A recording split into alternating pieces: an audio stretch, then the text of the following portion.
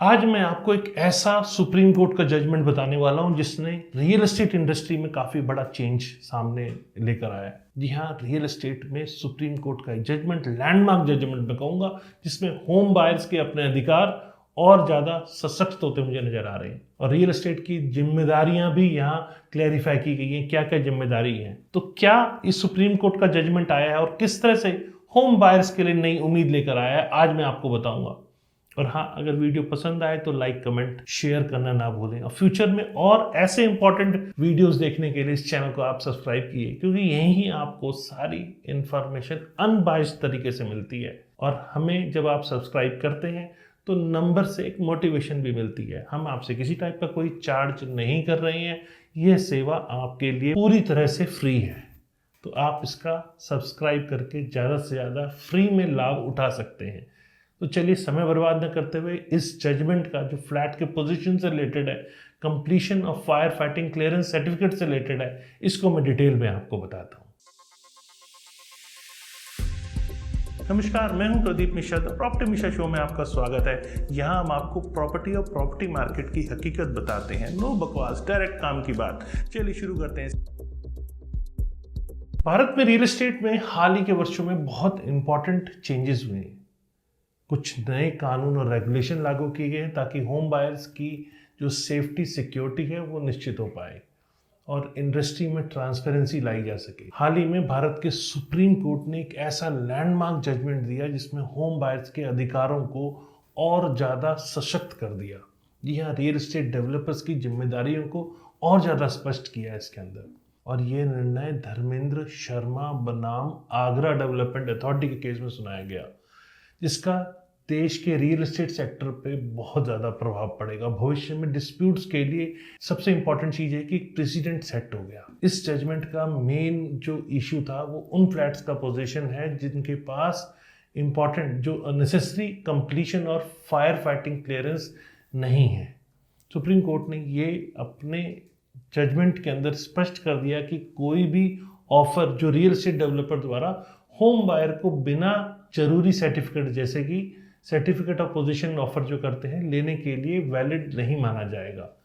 ये इम्पॉर्टेंट जो डिसीजन है वो इन इश्यूज को हाईलाइट करता है। वो बहुत सारे ऐसे एस्पेक्ट्स को क्लैरिफाई कर देता है जिसमें non availability of consumer protection act के तहत डेफिशिएंसी इन सर्विसेज माना जाएगा। ये जजमेंट मौजूदा जो इस समय कानून है, विशेष रूप से real estate regulation and development act 2016, जी हाँ मैं रेरा की बात कर रहा हूँ, उन पर यह आधारित है, जिसने भारत के रियल एस्टेट सेक्टर में एक बहुत बड़ा चेंज किया है। रेरा की सेक्शन 11(4)(b) और सेक्शन 19(10) के तहत डेवलपर्स के लिए यह बहुत ज़रूरी है कि वो होम बायर्स को पोजीशन देने से पहले कॉम्पिटिटेंट अथॉरिटी से कंप्लीशन सर्टिफिकेट या ऑक्यूपेंसी सर्टिफिकेट या दोनों प्राप्त करें। सुप्रीम कोर्ट का ये जो इम्पोर्टेंट फैसला आया है, उससे इसकी नेसेसिटी को रेरा से आगे बढ़कर उन प्रोजेक्ट्स पे भी लागू करता है जो रेरा आने से पहले जिनका काम शुरू हो चुका था, जिनके पास रेरा सर्टिफिकेट नहीं थे या उन्होंने उससे पहले कंप्लीशन देने को ऑफर कर दिया बगैर इन सर्टिफिकेट्स के। इस मामले में सुप्रीम कोर्ट ने आगरा डेवलपमेंट अथॉरिटी को होम बायर्स धर्मेंद्र शर्मा को 15 लाख का कंपनसेशन देने का निर्देश दिया है।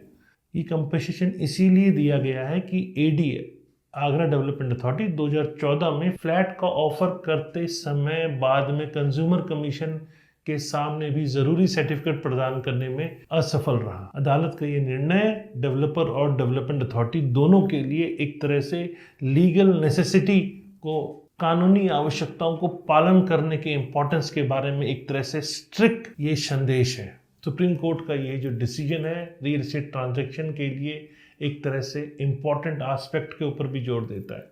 ये डेवलपर ने उनकी स्टैट्यूटरी ऑब्लिगेशन पूरी करने की आवश्यकता को भी ये हाईलाइट करता है, जिसमें completion certificate of fire fighting clearance प्राप्त करना और प्रदान करना, इसमें दोनों शामिल है। ये दस्तावेज एक वैलिड और लॉफुल पोजीशन ऑफर के लिए आवश्यक माने जाते हैं। इन दस्तावेजों की अनुपस्थिति में, जैसा कि कोर्ट ने नोट किया कि ये offer of position Agra development authority ने दिया। ये जजमेंट पूर्व में सुप्रीम कोर्ट के फैसले जैसे देवाशीष सिन्हा बनाम RNR एंटरप्राइज जो कि 2023 का था, और ट्रीटी कंस्ट्रक्शन बनाम Ruby tower cooperative housing society limited 2019 के साथ भी मिलता जुलता है, जिसमें कहा गया था कि इन सर्टिफिकेट्स को प्राप्त करने के लिए अगर डेवलपर असफल है, कंज्यूमर प्रोटेक्शन एक्ट 1986 के तहत डेफिशिएंसी इन सर्विसेज मानी जाएगी।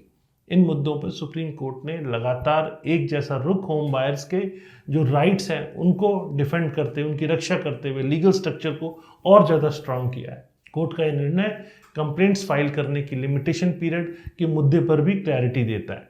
इस मामले में डेवलपर ने तर्क दिया था कि परचेजर द्वारा दायर की जा रही जो फाइल कंप्लेंट है वो कंप्लेंट लिमिटेशन पीरियड से बाहर है, क्योंकि इसे कॉज ऑफ एक्शन क्रिएट होने के 2 साल के भीतर दायर नहीं किया गया है। वैसे सुप्रीम कोर्ट ने इस तर्क को रिजेक्ट कर दिया, ये देखते हुए कि डेवलपर द्वारा परचेजर को भेजे गए रिपीटेड रिमाइंडर्स और 2019 में एडिशनल पेमेंट की एक्सेप्टेबिलिटी ने लिमिटेशन पीरियड को section 18 of the limitation act के तहत कनकरेंट माना।